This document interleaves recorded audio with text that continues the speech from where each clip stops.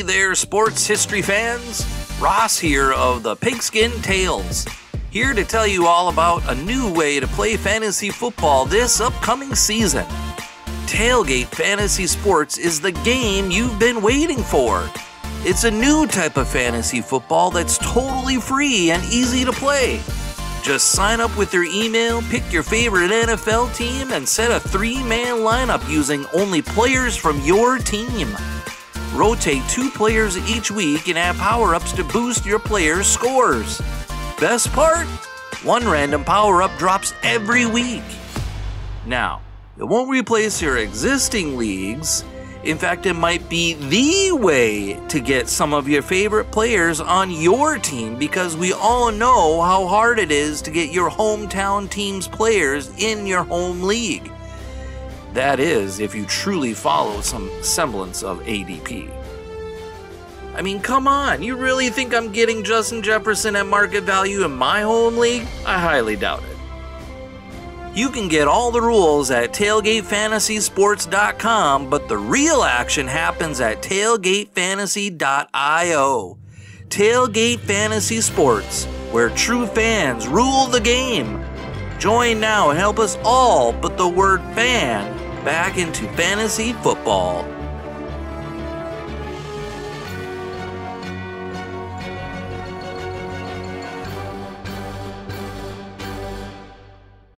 This podcast is part of the Sports History Network, your headquarters for the yesteryear of your favorite sport. You can learn more at sportshistorynetwork.com. Meet Ben, a Chiefs devotee, and Ethan and Wyatt, hardcore Lions fans. Their rivalry ran deep, or at least it will here in a couple weeks, until a podcast brought them together. In a twist of fate, these rivals joined forces, just as Roosevelt and Churchill did when they aligned with Stalin. Our trio would unite. Debates turned into camaraderie, disagreements into spirited banter. Their podcast, Bettor In Green, embraces the game's fervor while highlighting friendship beyond rivalry. In their banter, you'll find that even in a heated rivalry, partnerships can emerge, turning enemies into allies. That is, of course, until the opening kickoff of the 2023 NFL season. Welcome to Fantasy Football Origin Stories, where each episode is a journey back in time to explore the unique experiences of some of the coolest and most influential people in the fantasy football industry. I'm your host, Arnie Chapman, also known as the Football History Dude. Now, I love fantasy football, and I want you to come along with me to explore the yesteryear of the armchair gridiron. So hop on board my DeLorean and let's get this baby up to 88 miles per hour. Great Scott. This time as we step off the DeLorean, the date is September 7th, 2023, and we are in Arrowhead Stadium at Kansas City. We're here to watch an up-and-coming Detroit Lions take on the defending world champion Kansas City Chiefs. In what is amounted to the most anticipated Lions season in 30 years has finally kicked off. And this week's guest will be watching on bated breath because he knows that the side bet he inevitably created with his 2 buddies is about to go down the toilet. That's right, Ben. I stand with Ethan and Wyatt and cannot wait until the final whistle on September 7th when we pounce all over Mahomes.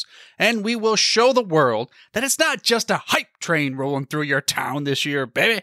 We're the real deal. Now get out of our way or get run right over. More on that in this week's episode. Speaking of this week's episode, we have Ben Bentley from the Bettor In Green podcast and Bettor Green Network. He's 1/3 of a trio looking to share some fantasy and betting advice while having fun with each other, even if their NFL loyalties don't truly align. If you go to the website Bettor Green, that's BETTOR green.com, you'll see this bio or profile about Ben.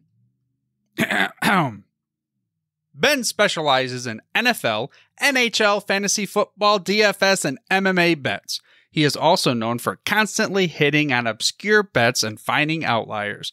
He is a diehard Kansas City sports fan who runs our graphics and edits the show. More on that later. But first, if you enjoy the show, hey, now's a good time for me to ask you to rate and review, subscribe, share with your friends, or whatever, that kind of thing. But seriously, please leave an honest review of the show so I can see what you like, see what we can improve. Plus, I've kind of heard a little bit about this whole rating and review system helps out with that algorithm to help more people find out about this show. And maybe we can just continue to grow this whole fantasy football origin experience. But enough of that promo stuff, right? Let's strap on our seatbelts, tap on this little flux capacitor, and get this baby up to 88 miles per hour to go back in time and learn about the fantasy football origin story of Ben Bentley. I mean, one of the first things that I like to ask everybody, I mean, I see you got the Patrick Mahomes, and I see, like, is that a book back there behind you? Or, the 60 when they started in the AFL and everything. Okay, so why, I mean, you kind of alluded to it in the pregame here, but like, why a Kansas City Chiefs fan? Born in Kansas City, man. Lived there till 99 and then moved to St. Louis. And then I went back to where the Chiefs training camp is. So that's where I went to college at Missouri Western State University. So obviously going there, you get to go see all the Chiefs training camp. You get to just kind of hang out. You live right next to the campus. So I loved it, man. I was there like really during the Alex Smith days. So I didn't get to see all the cool like Patrick Mahomes throws and stuff, but still, I got to meet Kelsey, meet Chris Jones, Tyreek Hill and his family. So, because I was working at a hotel at the time, and a lot of the players' families stayed at the hotel that I worked at. So it was kind of neat too, getting to meet like the dudes and their families. Yeah, that's a unique experience. Not a lot of people get to, I mean, you're just doing for work and all of a sudden, hey, this professional athlete that I watch on the gridiron shows up and everything.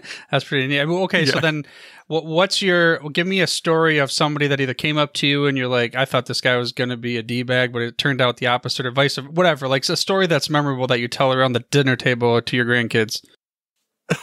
Man. I hate it because both players one's off the Chiefs and one is currently in a contract holdout. So that's Tyreek Hill and Chris Jones. We got to they had a Madden tournament at Arrowhead, and I don't think that they're doing this anymore, but they invited a whole bunch of guys out there to play.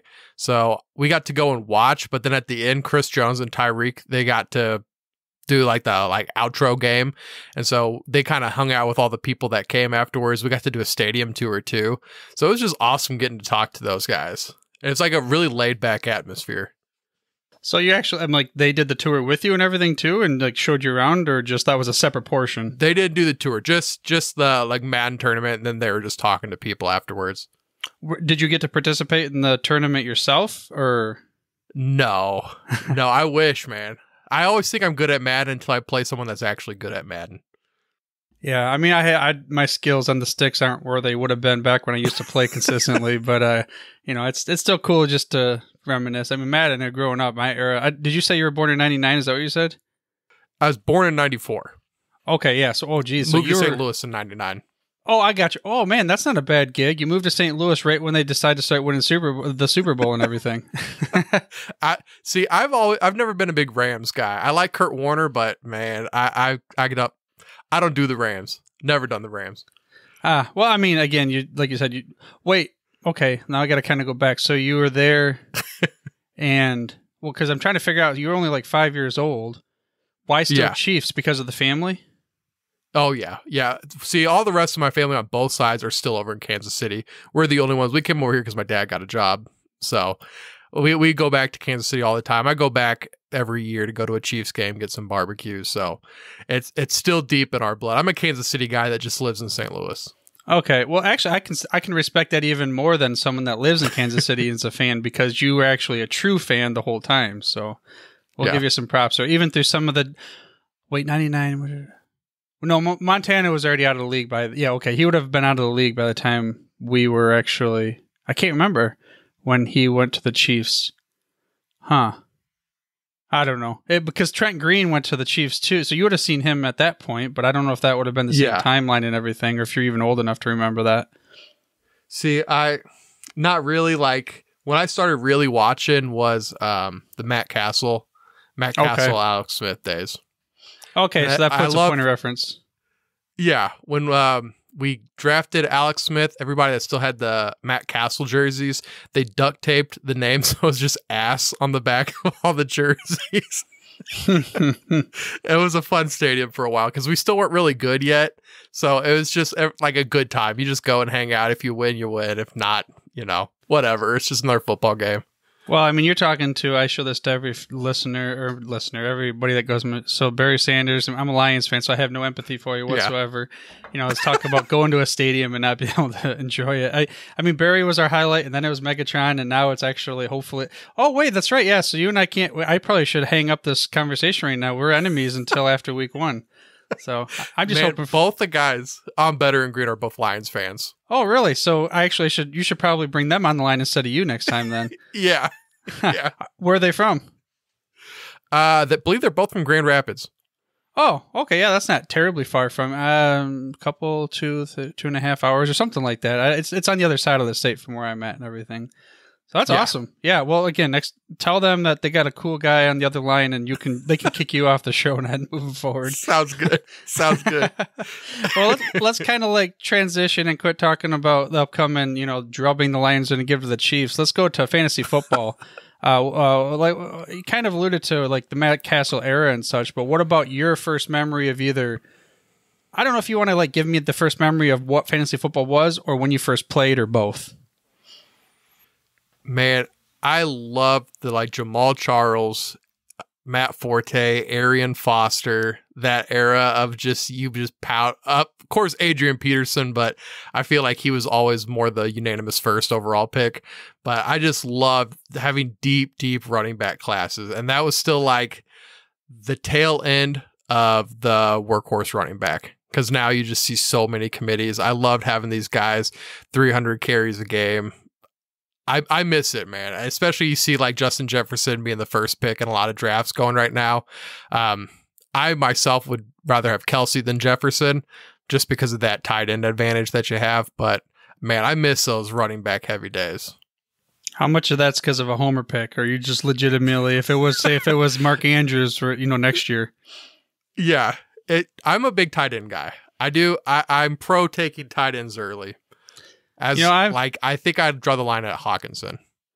So the past, I don't know how many years, 2 or 3 years, and it was Andrews was my guy because Kelsey was like, I didn't want to take him as high as he was going. But even though Kelsey's like the biggest advantage you have in fantasy football at any position. Yeah. I kind of, it didn't really work out the past 2 years. I kind of was a little bit late on that whole, take the tight end. Because I used to always be the guy. It's like, I'm like high testosterone, taking 3 running backs and maybe even 4 or 5, and then I'll start taking my other players. But now I've somewhat transitioned. I'm trying to think of what I got 2 leagues right now. I did the Scott Fish Bowl. That was a goofy. Did you do that too? Oh yeah, duh. I'm talking to the guy. That's how I met you. Never mind. The listener to the show can just say I don't know what these guys are smoking. But yeah, so where did you pick in that one? I forgot. Oh gosh. I think I was 5th. Well, I'd have somewhere right around there. What am I doing? I can come up and I can pull up a roster thing real quick. Yeah, who'd you end up taking? Right. We quarterback it, or did you get Kelsey? Because Kelsey was number 1, didn't he? I took Herbert. See, exactly. That's why I took 5 because I thought I could still get him, but apparently anything outside of first wasn't getting him this year. Wait, you had a chance to pick your draft spot? Yeah. What? Man, I got to learn these rules. A, I didn't know there wasn't trading. B, I didn't know I could pick my draft spot. C, I didn't know this whole waiver. I didn't know any of these rules until, I didn't even know I was in until some dude sent me a message and was like, hey, you got to accept your, whatever the Scott Fish Bowl tournament. I'm like, oh, whoops. Yeah. So, I mean, speaking of Jefferson, the reason why I bring it up was because, like, that's a goofy league with the scoring format. So, like, somehow I got Jefferson, Eckler, and Sun God. And then after that, the roster is like, whatever. But my quarterbacks are kind of like, I don't know. We'll see. They're like super, what's it called? Risky. Maybe I'll get lucky with Stafford and Rodgers, and Kyler Murray will come back. My tight ends are weak, though, in that one. Higbee will be good for catches, but, that's about where I'm going to be at. I'm a big Higbee guy. I saw, like, before Stafford got hurt, he was somewhere, like, 2nd in targets among tight ends. Oh, so no. I think he's going to be good, man. You're talking to a guy that's watched Stafford play his whole career, and he when we had Eric Ebron, it was of course, Hawkinson for a little bit there. I'm trying to think of some of the other tight ends we had when in the Stafford era, but like Ebron was horrible. He would drop the ball like 3 times a game, but Stafford would still throw it to him like 8 times a game. So I'm down with that as an option. I took him in this thing that we had this past week at the Fantasy Football Expo. They had like a draft night out, which, by the way, you got to go. It was like 20 live drafts or something going at this restaurant at the same time. Super cool. Sounds awesome. I took Darren Waller in like, I don't know, the 5th round or something like that. But then I took Higbee, which I rarely take a second tight end. At this point, I was like, man, I'm just going to take Higbee. And if I have to, I'll put Waller in my extra flex spot or something like that. Yeah. Yeah. So I don't blame. I ended up with Schultz in the Scotty Fish Bowl. Yeah. So I mean, in that I think format, yeah. Like the Texans receivers being super good. You know, I mean, Schultz especially at the red zone guy. beginning, because rookies tend to lean on their tight ends, and I could see Schultz, I mean, maybe amassing like 6 catches for 55 yards and maybe a touchdown. You know, like he won't get high, yards after the catch and stuff, but I could see that. I'm really like way going off the rails here because sorry, the whole reason I brought you on is because I mentioned to the Scott Fish Bowl. But at any rate, let's get into the actual like why we brought you on and your stuff. Well, you alluded to the whole Jamal Charles and again Homer pick, but Arian Foster will give it to you. What about like your favorite player on your team, or like maybe someone that you consistently always put your flag plan on all the time? My Scott Fish team. I'm sorry, just throughout your history, not now, not today, like throughout the history. This is like you growing up. You know what? Like you said, you're a running back dude. I always try to get this guy on my team if I could. Like this is my ride or die guy. Yeah, man, it was Arian Foster for me. Like I've been a big Dalton Schultz dude too. Like I was huge on him last year, huge on him this year. Trying to think back. I've never been like big on any quarterback because I've got like Mahomes the year, like his first year he started when he won that MVP. I got him, and then the like next year I had Jackson, and I just picked him up off of waivers too. That's when Lamar Jackson had his crazy year. So I've never been a quarterback guy. I always take them like round 8 or later, or like I said, picking them off the waiver wire. I think it's quarterback so deep now. Yeah, that's what I've typically been too. I mean, but having that, going up against like a guy like Mahomes on the other side of your lineup or Josh Allen, that could be kind of scary a little bit kind of thing. It can. I'm trying to look up right now some of the guys. Like I said, Arian Foster, man. I was a big Arian Foster guy. What about that obscure player that even though it's like, you know what, I really didn't play him that much, but it's like I always had to have him on my team. Like anybody that rings a bell there? Probably like Randall Cobb and Brandon Marshall. Jordy Nelson too, dude. Yeah, but Jordy Nelson and Brandon Marshall had some, I mean, Randall did for a little bit too, but you're talking about like after their heyday. Yeah. Like I kept those dudes until they were gone. I see. Well, I mean, did one of them win you like a championship and that's why you hung on, or what was the reason? I had that like Jordy Cobb year where they both did super good. I had them both. And so I like ever since then, I just love those dudes. And I love the good quarterbacks that have that guy that they love. And that was just always Jordy. Yeah. No, Rodgers likes to lock on. Consistent hands. Yeah. Yeah. I guess it's more recent. I could talk about like way back in the day too, but for me, of recency, and this is why I got to remember when to quit him, but Kamara, because I saw him and I talked about this on the show before, but his rookie year, I just remember watching this preseason game when I had a notepad, all 360, whatever it is when you can rewatch the games, and I saw him take a punt return in like the third quarter of a meaningless game, and I'm like, holy crap, this dude's like fast. That's what I wrote down. This dude faster than everybody. He just seemed faster, even though he might not have physically been faster, but you knew when he got the rock, he was just going to get some yards, and he ended up having such a great like breakout season, and then the following and a DraftKings tournament later for me and all that stuff. So it worked out. I definitely like Kamara. Want to flip it up another way? You can, I didn't get you did I show you the DeLorean yet? No, you didn't. Okay. Dude, I like that, man. Yeah, this is the whole premise. You're going to go back in time. Of course, we're going to learn your origin story and, being a Chiefs fan and everything, but let's give you one chance to take a mulligan. Like, what's the draft or trade or whatever it is that you made? You're like, man, I wish I could go back and change that one. Easy, dude. So easy. Le'Veon Bell holdout year. Oh. So and I never drafted Le'Veon. Oh, what? I had never drafted him. That was the first time I drafted him in the first round. Oh, never mind. That was just about to ask a question, but I can throw that one out. I was going to say, like, what was it? Yeah. Like, you got him on value and you're like, he's dropping too far and I got to take him? But no. I was like, because I feel like that was the first time, too, that a player had really, like, held out the entire season. Like, I didn't feel like we were seeing that. Dudes were breaking, and especially now, like, holdouts are a lot more common. I just thought, oh, he's going to come back, and he just never did. Well, I mean, basically everybody did, because like you only get so many years with legs that are fresh or whatever, young legs to be able to get money, and you hold out for a whole year and anything could happen in that short time frame. And you're trying to hold out for a bigger contract, and it worked out for him short term. I don't know how that whole guaranteed money thing worked, but he was never the player that he was before then. No, that's my worry about OBJ this year. Because, I mean, he had that ACL injury and then didn't play at all last year. So I've got some concerns about him. You take a year off in the NFL, that's big. We saw Deshaun Watson, too. Mm-hmm. Yeah, we'll see how Calvin Ridley actually can return and all that stuff as well. And there's a couple other guys. But, I mean, who knows? Maybe there'll be a comeback player of the year. I don't know. Can you really be a comeback after you've been suspended? Like, can they really give you somebody an award for that? That's a good question, man. Huh. Let's write that to Goodell before anybody places any bets. Is this legit? Is it possible to be a comeback? Because, stats wise, he might be. But hey, before I got to ask, what is this Wall of Fame thing? And I see a word cut on it. What is that behind you? Oh, that is from our lives, our YouTube lives. If people join and they subscribe and leave a comment, they make it up on our Wall of Fame. That's like every Monday. We do that at 5 Central.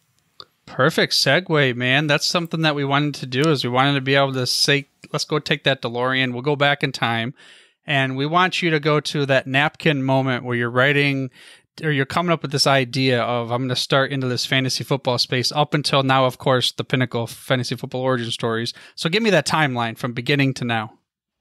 Oh, dude. We're going to go back to my senior year of high school. Whoa. So I'm taking you all the way back, man. I took a media class for a year, so learning how to do Photoshop and Adobe Premiere, all the Adobe apps. Loved it, fell in love with it, so I started doing content just for my fantasy football league and a private Facebook page. So, I mean, I was making memes. I would do power rankings every week, writing a paragraph, doing the whole movement, making graphics for it every single week in fantasy football. After about, I'd say, 8 years of doing that, and it's fun to make stuff for your league mates, but, if you only get, 12-person league, 10-person league, you get 8 likes on a post. After a while, you're like, I'm spending a lot of time on this for, like, a whole lot of nothing. So I said, okay, I'm going to start branching out and making my own content and just kind of post it to the public, see how that goes. So that's how the GM report started, and that's my Twitter page. So I started making a bunch of content over there. Did that for 6 months, and then I saw a job listed on Indeed, and it was for like sports betting content creation. So I messaged the guy. He says, okay, like, sounds cool. We got a whole bunch of people applying. So I did a little face Zoom thing with him and then wrote an article, and then he read through it. He hired me and I think like 9 other dudes. And so we all made our own. He paired us up into groups basically to start your own channel. So it was me, and then Ethan, who's a host on the show still currently, and a guy named Zach. So we started it, and I believe Ethan came up with the name Bettor In Green, and then I came up with the logo. I do all the editing and stuff, so I think it's a pretty well-polished program that we have over there. So we got started on that. I believe it was like November, around week 9 of the NFL season. So we kind of came in towards the end. We loved it, though. We did it for a while. A couple of the other podcasts kind of fell off. And we had a little bit of, I don't want to say disagreement, but different in philosophy. He was more like kind of sit back and like make content as you can. And, you know, people will watch and then you'll grow. I'm like, you got to be a little bit more active than that. You got to kind of have a consistent posting schedule. You got to make sure you're actually making content. If you just do it like willy nilly here and there, then people they're going to see your page once every 30 days when you post. So we try to get something out there every single day. So we kept going with it. And then Zach went back to school. So we had to step aside. So Ethan was in another project. I can't remember the name of it now, but they did college football with a guy named Wyatt. He's Worst Bets. I think he's got like 50,000 followers on TikTok over there. So he's pretty popular on TikTok. He joined our program, and so he's been with us. We haven't had a football season yet together because Zach stayed with us through the Super Bowl. So I'm looking forward to it coming up because I'm an Ohio State fan and he's a Michigan fan too. So there's already been quite a bit of shit talking already, but it's just going to get better as the year goes on. And when we play that game, there's already so many bets going on, man, with the Chiefs versus Lions playing, and then Ohio State, and then Ethan's a Michigan State fan. So we're just like all Big Ten. But we love it over there. We do a bunch of bets.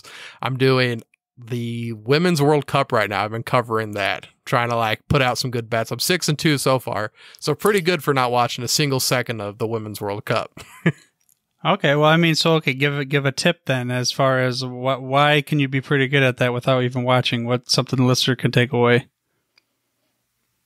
Man, so we do a lot of like behind the scene research. So a lot of the stuff that I've been looking at is you see, and this is true about football too. You're seeing the end of the game stat sheet, and the numbers can lie. You see a team won 24-20. It looks close, but really, the team scored at the very end. It was 24-13, and it was just, they had a garbage time touchdown.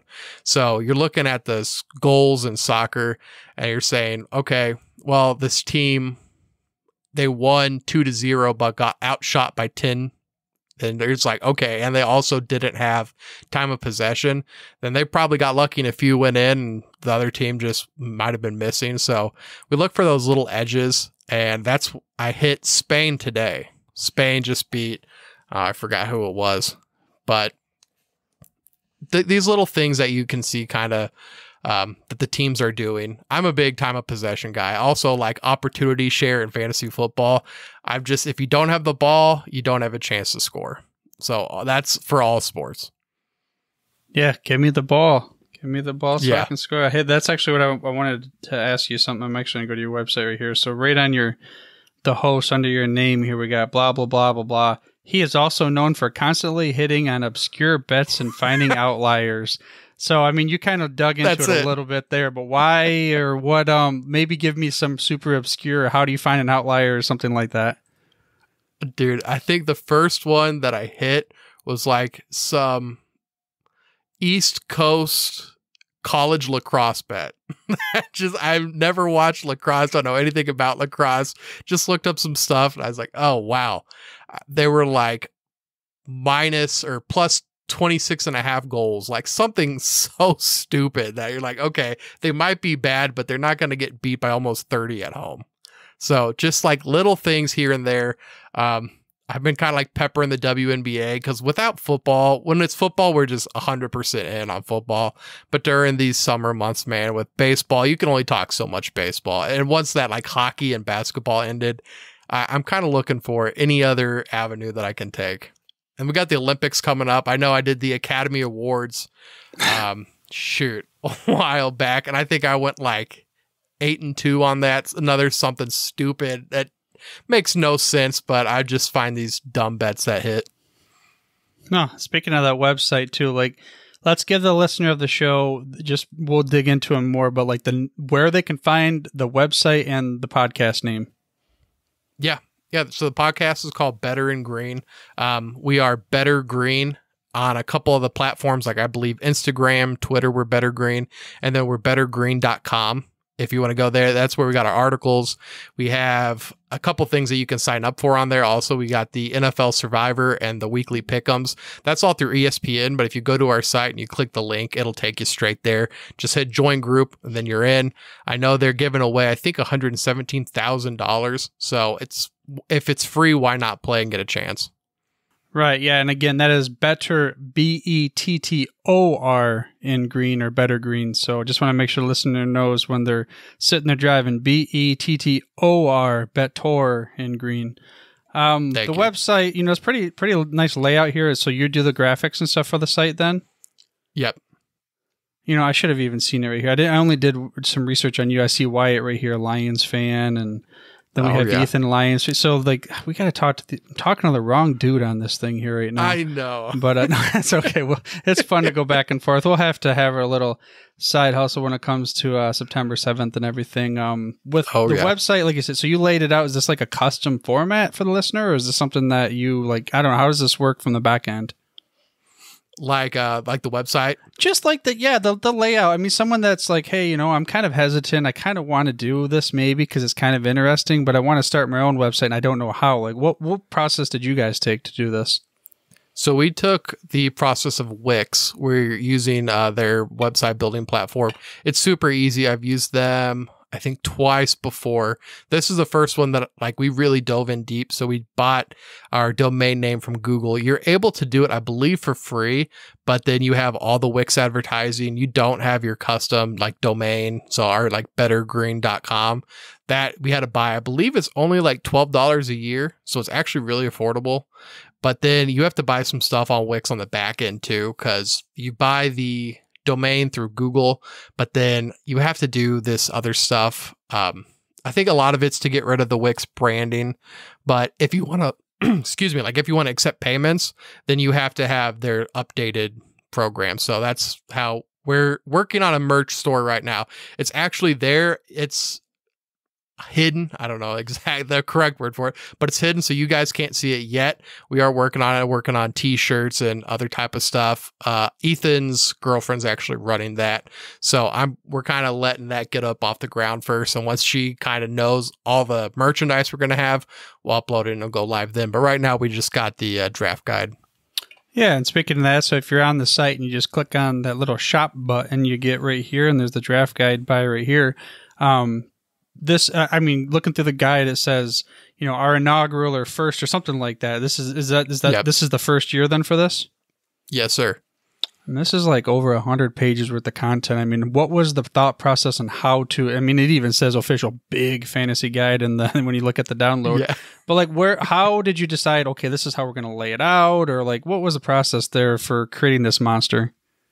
Dude, so what you're looking at is 3 months of just me, because I have a normal job, but just being up till 1 a.m, and you just come home after work and you just sit your ass in front of the computer and you just crank it out. So all of those pages are custom made on Canva, which is, I use Canva and Photoshop, because Canva is great. It's really good for quick images, but you can't do all the same stuff that you do on Photoshop.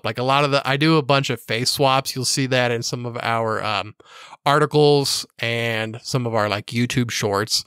I know I just did one. I had Dan Campbell face swap. That's coming out here in a little bit. But so it was basically, I told the guys, I was like, look, I'm a big fantasy football guy, and I created the Bentley grading system.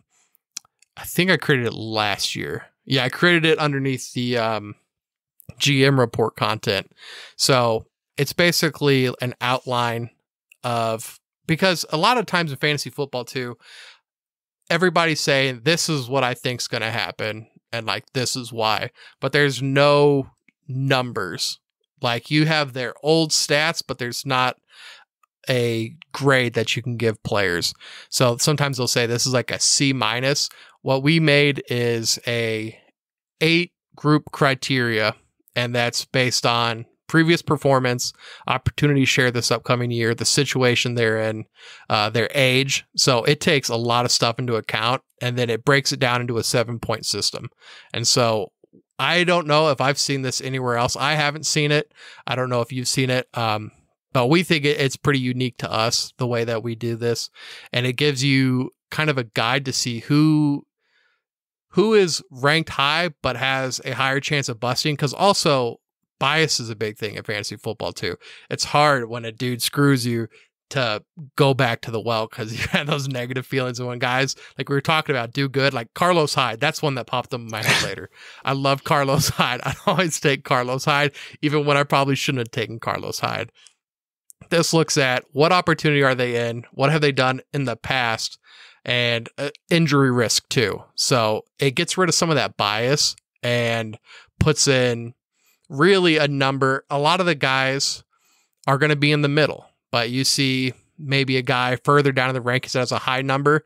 That's a good chance for a sleeper because he's pretty safe. He's a healthy guy. He's going to see a lot of opportunity.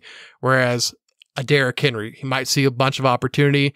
He's over 28 years old. He's had a lot of wear and tear on his body, so he might be a little lower. And we just break it down. Every position's different. Quarterbacks have their own grading system. Running backs have their own, and the wide receiver, tight ends have their own. But that's just me and Wyatt and Ethan spending months at a time just researching these guys, going through every single player, making sure we do that point system for them, writing up a little article about them, doing their sticker, and I think it's over 250 profiles. So it took a lot of time, man, but we're really proud of it. Yeah, I mean, it's very professionally laid out. I mean, it's something that you can scroll through, and the best part about it is with the whole being a PDF, you can do the Control F function to go right to players and such like that. I mean, I'm just telling the listener of the show what they can expect from this. It kind of breaks down a little bit at go to page 14. What is the Bentley player grading system? And then scroll down and you see that everybody has their bubble. Let's see here. What do you think my quarterback's in the Scott Fish Bowl? So, I mean, granted, it's going to be a different ranking system or scoring. So we've got Rodgers at number 11. We've got, let's see here, Stafford at 17. Kurt Murray's going to be way down because of the injury factor. But I hope he just comes back and everything. We'll see. But no, this is cool, man. As you could tell, you guys put a lot of time into this. If the listener of the show is interested again in purchasing this, what is the cost, and then where can they find it? Yeah, it's only $10. It's only $10 right now. We're doing a little limited time deal. It was $20. We did the $10 for like the first week it opened, and it did really well. So we're saying, you know what? Also, we don't care as much about the money. We want, like you said, it's really cool. We spent a lot of time on it. We want people to be able to get it and enjoy it. So we said, heck, don't go to McDonald's one day, eat a can of soup at home or something, eat a thing of ramen and get the draft guide. We think it's got some great information. $10 only at bettorgreen.com. If you go there, click it, it'll take you to the website that does our processing called PayHip. And so there, you don't need a code or anything. It's just marked down to $10 right now. Go get it. Which is also perfect too, because like you said, I mean, I wish I would have had this before our drafts, and I could have tried to see who you were going to snipe on me. But hey, whatever, yeah. We'll go from there. Again, it's a very well laid out, very cool type of document. It's like seems more, thought about when it comes to the graphics and putting everything in, as opposed to maybe some kind of standard magazine you'd get back in the day that was just the player profile, the all that kind of stuff. So I recommend, listener of the show, grabbing this. Again, Bettor Green, go to the thing, is $10. Big. It says FA guide. Do I want to ask what that stands for, or we're not going to go that route? It's probably just fantasy. Probably just got chopped off. Yeah, I think that's what it is on the top of the thing right here. So besides that, I mean, you guys have a lot of other content and such. Of course, you got the, maybe the blog or whatever, but what about the podcast you referred to earlier? What is that? And if a listener is interested, like, what can they expect? Yeah, man. So we do a whole bunch over there. So Mondays are always our lives. We do it normally from 5 to 6. We'll start talking about kind of recapping the weekend sports. We have these little Chinese scratchers that we got. They're like some little stupid New Year's Eve, their Chinese New Year's thing that I got. And they're eerily accurate for our bets. So if we scratch it and it's a bad one, stay away from us that day. If it's a good one, hop all in. So we do that. We talk fantasy football. Anybody has questions, we answer those. We get some betting questions too. So if you're like, I'm looking at this, what do you think? Because some of those lucky people live in states where you can bet. Unfortunately, I'm in Missouri where it's not legal yet, but Illinois is just right across the river. It's a short drive. We've got some good records over there though. But we really like that. That's our most interactive, I'll say. Then we have our Thursday show is just mainly, it's just betting. We just give our 3 favorite bets for the weekend. And then Fridays are either football Fridays or fight Fridays. I know we had a guy come on, he's called Bullshido Bobby. He went 8-2, I believe, when we had him on a couple weeks ago, that UFC 291. But then we've been doing a lot of fantasy football, which is funny. You should go onto our site and see it, because we did a fantasy time machine, and it reminded me a lot of your picture. So we went into the future to see how this fantasy season unfolded. So we gave like the MVP of the year, rookie of the year, all that type of stuff. So we do fun stuff. We did like a Kentucky Derby special. Man, we cover everything over there. If there's anything big going on in sports, then we're going to have an episode out. And those are Fridays, but probably starting the NFL season, we're going to drop down to Mondays will still be the lives, and then just Thursday episodes, because those football ones are longer, because we cover all the games. So those will be like an hour and a half long episode. But we are doing a trivia, like a NFL fantasy trivia game this Friday coming out. All right. Yeah. So then again, how do they find you, just to make sure, like if they go into YouTube and such? Yeah. So just type in Bettor In Green. And like you were saying before, it's Bettor, Bettor Green. I'm going to look this up right now too. Bettor In Green. Yeah, that's going to be the best way to find us. Type in Bettor In Green. And we're Bettor Green on a lot of the other socials. I think we're Bettor In Green on Facebook, but like Instagram, Twitter, Twitch, we're on Kick. We're pretty much on all social platforms. We haven't done Threads. Instagram and their Threads and Facebook, whatever. It's so hard, because we're all like working guys that do this like after work. It's so hard to like, you make this content and then post it on 1,000 different platforms. So it's like, I know I can get through our Twitter, our Instagram, and our Facebook easy. I try to get stuff in the Discord. I forget. But YouTube is always every Monday, Thursday, Friday, and then pretty much something every day on Instagram, Facebook, Twitter. Perfect. And listening to the show again, I know you don't want to promote yourself, so I'm gonna do it for you. If they also want to kind of support you, there's a little more category, plans and pricing. They can get a little extra features and such like that, including 50% off the Big Fantasy Guide if you get the gold membership, which is 10. So it's basically only $5 there, and then the $20 VIP, you get the free guide plus all these other things. So that's a plug I'll give for you. I like the whole option, like you said. So I actually thought about, I'm like, how can I break in the fantasy industry? And I thought to myself, well, I do the history show, the football history dude. I do the DeLorean bit. What if I just always went into the future and I bring back next year's first round draft pick from the Gray's Almanac, or like next week's like top 5 running back, something like that. I don't know if I'll ever get into it, but that was like my thought. So that's kind of cool that you did that. Yeah, man. There's so much stuff that's so similar. You can watch 10,000 videos on YouTube of 5 guys I like next year. But to make it fun, I mean, we threw on the whole like 70s gear, so we made a couple stops on the way back. Like, just trying to make it fun, make it different. That's a big thing about us too. So we do a lot of charity work. We try to do a lot of like fun type stuff, because there's so much. Like, you can get all your stuff from Fox Sports or ESPN, but the small creators like us, like you got to be really creative, and it's hard to be found, but you're just like making good content over and over and over again. You'll start to build up slowly, but I mean, it's worth it, man. We just love doing it.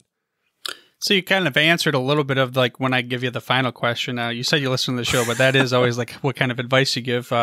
Before we get a little further, we got to give love to the true stars of your show, Wyatt and Ethan, because they're Lions fans. Like, give some love to them, and maybe like, what is each one of their specialties or superpowers in the show? Okay. So they both have horrible taste in football teams. Well, so I'm putting you on mute, but after that, then like, what's their real specialties? Man, those two guys, they are great guys, man, because we've never met in real life either, but we look forward to getting together every week, man. They're really good guys. Ethan, he is like the stat king, and his memory is wild. We did this little bit. I think it's, you get 10 questions to guess the player. It can be any position, any decade, any NFL player. And I don't think he ever missed one. And we did it for like 30 episodes. And the dude he's like the Rain Man.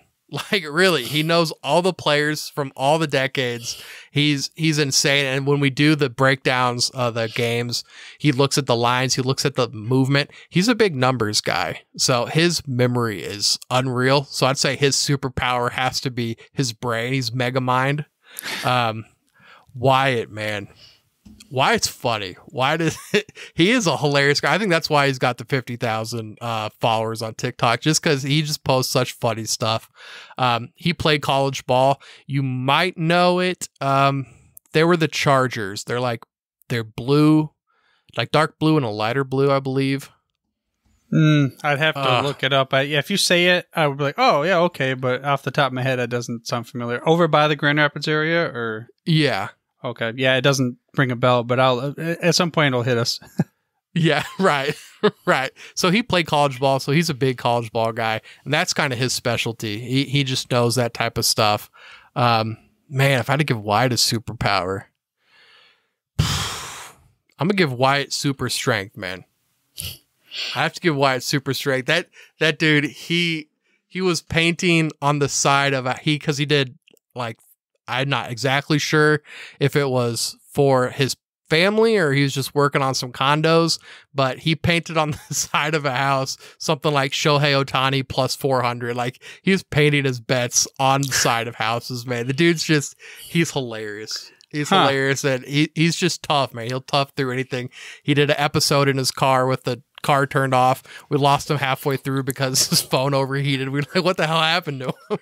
He comes back 10 minutes later. He's like, I had to put my phone in the freezer, man. I'm back. Nice. So, I mean, we got those two superpowers. Well, what about you then? We'll let you get a superpower too. What would it be on your show? Oh, man. The king of cringe, man. The awkward intros. I'm telling you, it's hard, man. And the transitions can be so tough sometimes because a lot of our stuff is ad-libbed, especially during football season. We kind of you have the rundown, you have the teams, and you're able to transition into what you know next. Whereas, like, doing it with the guys, they don't know really what I'm going to say. I don't know what they're going to say, what sport they're going to. But, you know, if I had to give an honest one, it'd probably be the content creation. I'm the creation king because I do all of our graphics, do all the editing for our shows. If you watch it, you're going to see we have 3-panel layout. I made that layout myself, made the draft guide, made that entire layout. Yeah, and making stuff constantly too, because it's hard when, I'm sure you know, man, it's when you're making content and you have a full-time job to get stuff put out every single day and good stuff that you actually like to look at. And it looks good. It's appealing. Looks like maybe something you would see on one of the big Fox Sports, ESPN. I'm pretty proud of the stuff that we put out. And so I think that would have to be mine. Yeah. I mean, I would agree that it's like, you can tell you put the effort into it and everything. It's very quality as far as the graphics. And then, you know, we got the strong dude and we've got the guy who can't forget anything. So we'll combine them together, maybe Captain Planet style or something. Or Power Ranger style, and you guys can build up. Either way. Oh, let's see here. What do we want to take this one? Well, let's remind the listener of the show. Again, what is the podcast and the name? I want them to hear it about 35 times. I love it. I love it, man. It's Bettor In Green. That's Bettor, Bettor. We do a lot of betting content, but we're way more than that. We do a lot of fantasy content. We do everything over there. If you're not just into fantasy football, if you like other sports, don't worry. We got that too. And again, you said like they could come on the live show and connect with you, but what are some other ways that the listeners like, I like that dude, I want to talk to them about some stuff? Absolutely. Hit us up in the DMs anytime. I'm very active, and I know Ethan and Wyatt, they try to be active too. We try to respond to every comment. That's kind of one of our big things. Our probably most successful series has been our expansion teams. And if anybody hasn't seen any of those, please go over now to Instagram to see some of those. They're on Facebook too. there's a chance you've seen some of them. I know I think it was the Gatlinburg Shiners. So we do like NFL expansion teams. I think we're at like 22 right now, 21. And we just make up these fake teams, give them completely crazy intros, what their stadium look like, what their food looks like. I think the Shiners one got like 10,000 views. So I believe our last one was Sweden Symphony. So it's completely international. There's one on a cruise ship. They're completely hilarious. That's the one. We've been posting those again, and those have been doing really well just because they're so funny. Well, that's cool. You can have fun with it on top of, and that's the reason why you do this whole thing is for enjoyment. So the question that I always ask near the end here as we're wrapping up is go into the future. You kind of already said that you guys stole my DeLorean for some reason. I must have knocked me out or something, but what about going 5, 10, 20, whatever years you want to in the future, either what you hope that the fantasy football landscape turns into, or maybe some kind of prediction that you think will happen? Man. I think that Scott Fish has laid out a great groundwork, and you're seeing more and more Scott Fish light leagues coming around. So you're seeing, I know there's one for mental health. There's one really for pretty much anything that you can think of. I love it. I'm a big fan of it. I know we do St. Jude a lot, and Little Bit Foundation is one that I personally donated to. So we, in our league, do a $50 buy-in, and then the winner, nobody gets to keep the money. The winner just gets to donate the money to charity. So it's $400. I just sent that to, because I'm a big like St. Louis poverty guy. Like if we help those guys out, man, it's just gonna help the city as a whole. So that went to the kids of St. Louis. I just hope we keep moving that way, man, because fantasy football is so fun. There's so many people, even if you're not in a great situation, a lot of the times you're still much better than a lot of the other people out there. So I think this charity aspect of fantasy football, if we can keep moving in that direction, and I get it's really fun to get the big buyout at the end of the year, but man, what am I going to do with that $100? I'll probably spend it on pizza at the Super Bowl party, like it's really great to have such a fun hobby that reaches so many people going to such a good cause. There you go. Let's have fun with this fantasy football thing. But let's not forget about those that are less fortunate than us. And one way we can do that is to join a fantasy football league by doing something we enjoy and love, but that it contributes to charity. There are plenty of them out there, or heck, maybe start your own. In fact, if you do start your own, if you hit us up with your league, maybe like a link to it or whatever it is to promote it, I'll make sure that I retweet it for you over on Twitter or X. I mean, of course, we all got to say that, right? Twitter or X, Elon Musk, this genius, who no matter what his I don't even know what his reason was. I don't even pay attention to any of that stuff, but talk about it. Like, he changes his name from Twitter to X, and everybody talks about this whole thing on every single podcast I've ever heard of. So it's like marketing genius. I mean, it's awesome. At any rate, I mean, I'm getting off on a tangent here, but everybody complains about it. All they do is talk about it. Twitter to X or X to this. Meanwhile, everyone's talking about it. So besides the point, I don't spend enough time on social media. I got to get there. But if you do want to hit me up, my Twitter handle, or X as everybody is saying now, is FHDude. That's standing for Football History Dude, even though this is Fantasy Football Origin Stories. So retweet me, hit me up, do all that other stuff you guys do. I don't know about FHDude and all that stuff on Twitter. And we'll go from there. But with that, we're at the end of the show. Next week, we have Andrew Seifter of Rest of Season Rankings on. So be sure to subscribe for free by mashing that little follow or subscribe button in your podcast player choice. That way you get the hottest, freshest out the press episodes, well, each and every week. But for now, dude, I'm through if you're through. Thank you for listening to this episode of Fantasy Football Origin Stories. To make sure you're the first to get the next episode, please make sure to mash that little subscribe or follow button on your podcast player of choice, then head over to the website for the show notes and more Fantasy Football Origin Stories. That's at fantasyfootballoriginstories.com. And remember, dudes, where we're going, we don't need roads. Great Scott. Hey there, sports history fan. This is Arnie Chapman, a.k.a. the Football History Dude, and I wanted to thank you for stopping by to listen to another episode here on the Sports History Network. Our podcasters are passionate about uncovering and sharing sports stories from yesteryear. And if you didn't know it already, we have over 30 shows across the network covering all sorts of sports history topics. In fact, here's a glimpse into one of our awesome podcasts here on the network. The Pigskin Tales podcast is all about the lesser-known pro football players. Yes, there are stories about the ones we know, like Brad Tarkenton and Harold Red Grange.